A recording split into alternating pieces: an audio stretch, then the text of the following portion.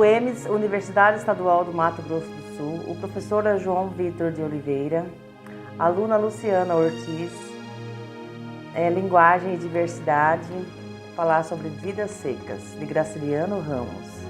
Vidas Secas, obra-prima do escritor Graciliano Ramos, publicada em 1938, é um retrato impactante da vida do sertão nordestino durante a seca. O livro apresenta a história de uma família de retirantes, lutando para sobreviver em meio à aridez e à pobreza extrema. Através de uma narrativa marcada pela dureza e pela sensibilidade, Graciliano Ramos expõe as adversidades enfrentadas pelos personagens, revelando as condições humanas e a luta diária pela sobrevivência. Com uma linguagem direta e envolvente, o autor denuncia as injustiças sociais e as desigualdades, oferecendo um retrato profundo e comovente da existência desses personagens frente à implacável natureza árida do sertão.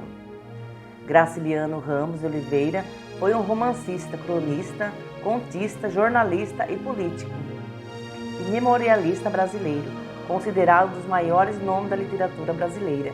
Ele é mais conhecido por suas obras Vidas Secas. Ele nasceu em 27 de outubro de 1892, em Quebrangulo, Alagoas.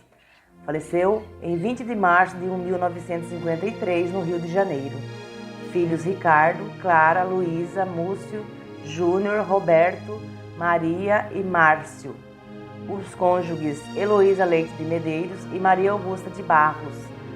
O seu partido foi o Partido Comunista Brasileiro.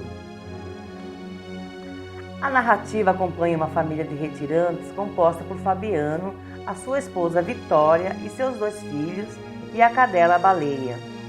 Eles vivem em um estado constante de luta contra a miséria e a seca que assola o sertão nordestino. O romance começa com a família fugindo da seca e buscando um lugar melhor para se viver.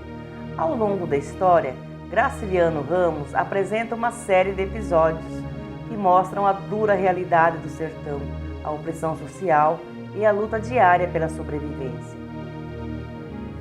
Por isso não se trata de um romance típico sobre a seca, mas sobre vidas secas, apresentada em toda a sua complexidade, enquanto parte de um processo sistemático de exploração, humilhação e alienação. Em resumo dessa mescla entre artesania da palavra e problematização de feridas tão vivas da realidade brasileira, o artista extrai sua força que o engrandece e o coloca como um dos principais artistas de nossa literatura. Senhora Vitória, Fabiano e os 2 filhos e a cachorra Baleia, todos famintos, se arrastam em busca de sombra. Diante deles, a caatinga estendia-se de um vermelho indeciso, salpicado de manchas brancas que eram só ossadas. Chega a uma fazenda abandonada. Ali Baleia captura uma preá. Fabiano faz uma pequena fogueira para assar a caça. Depois da chuva, a fazenda renasce. A família fica vivendo ali, com esperanças renovadas. Na planície avermelhada, os juazeiros alargavam 2 manchas verdes. Os infelizes tinham caminhado o dia inteiro, estavam cansados e famintos. Ordinariamente andavam pouco, mas como haviam repousado bastante na areia do rio seco, a viagem progredira bem 3 léguas. Faziam 3 horas. Faziam horas que procuravam uma sombra. A folhagem do juazeiro apareceu longe, através dos galhos pelados da caatinga rala.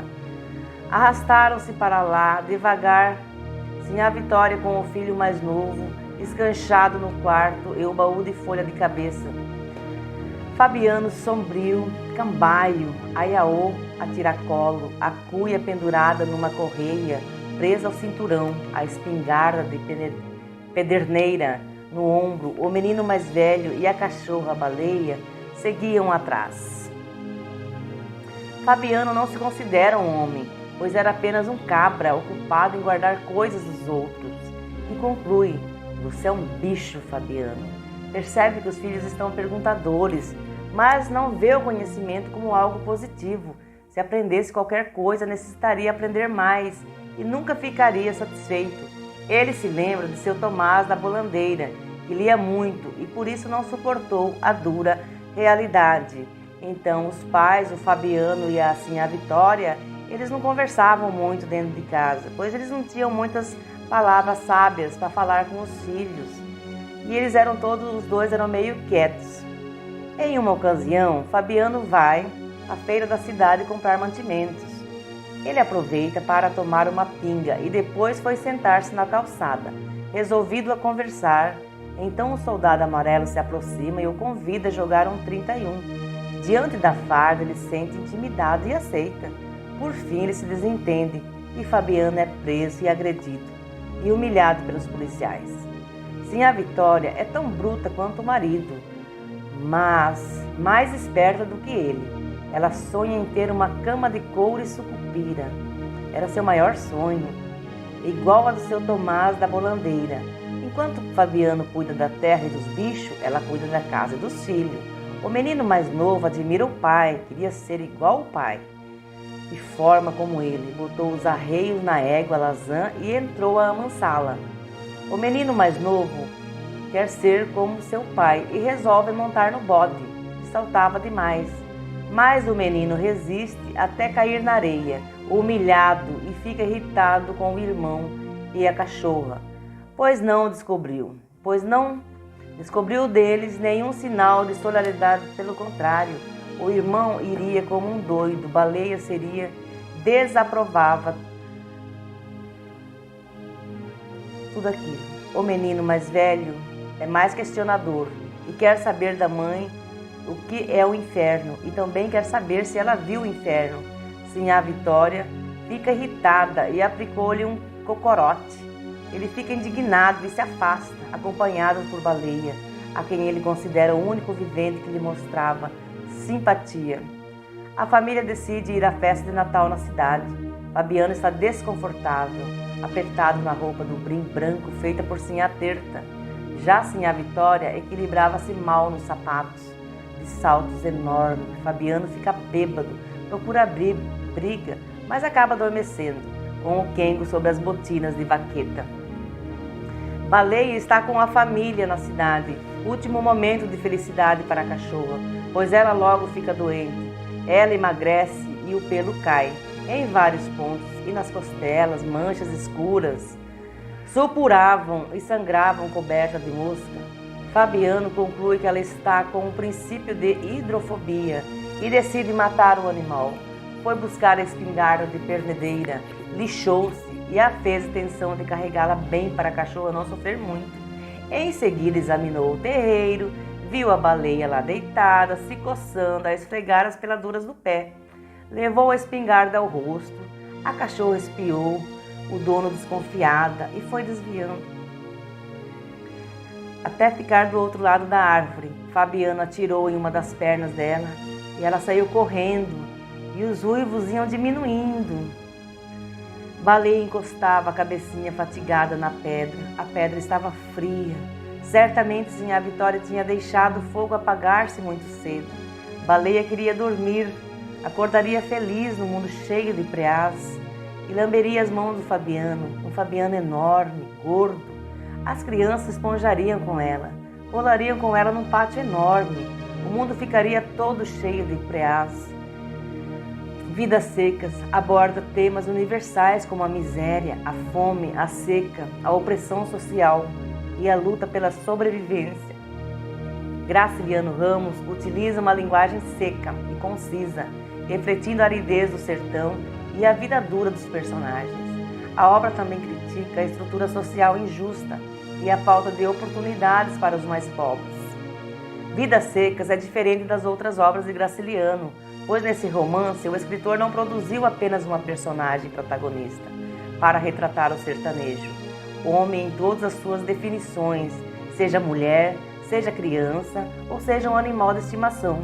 Ele mostra a humanidade e a realidade do sertão que pretendia retratar em todas as suas personagens protagonistas.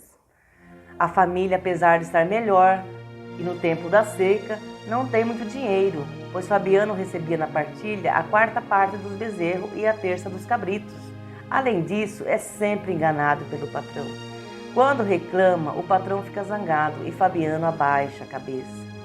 Quando reencontra o soldado amarelo e tem a oportunidade de se vingar, pois estão sozinhos no meio do mato, Fabiano não tem coragem, tirou o chapéu de couro. Governo é governo, curvou-se e ensinou o caminho ao soldado amarelo.